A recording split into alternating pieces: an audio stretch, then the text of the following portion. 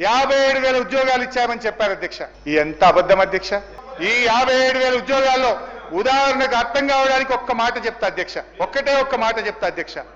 ఉదాహరణకు కానిస్టేబుల్ యొక్క నియామక ప్రక్రియ చూద్దాం అధ్యక్ష. 17,516 కానిస్టేబుల్ ఉద్యోగులకు ఎప్పుడు నోటిఫికేషన్ ఇచ్చాం అధ్యక్ష?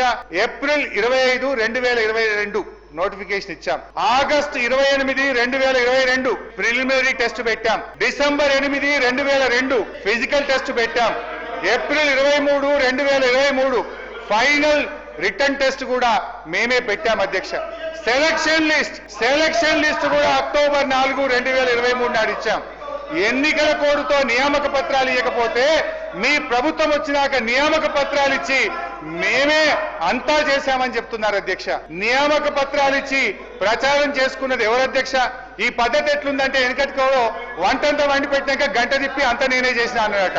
ఇలా వీళ్ళ పరిస్థితి అట్లా ఉంది అధ్యక్ష. వీళ్ళు చెప్తున్నటువంటి 57,000 ఉద్యోగాల్లో కాంగ్రెస్ ప్రభుత్వం వచ్చినాక నోటిఫికేషన్ ఇచ్చి వీళ్ళు ఇచ్చిన ఉద్యోగాలు 6,000కు మించి లేవు. మిగతా అన్ని కూడా బీఆర్ఎస్ హయాంలో వచ్చినవే.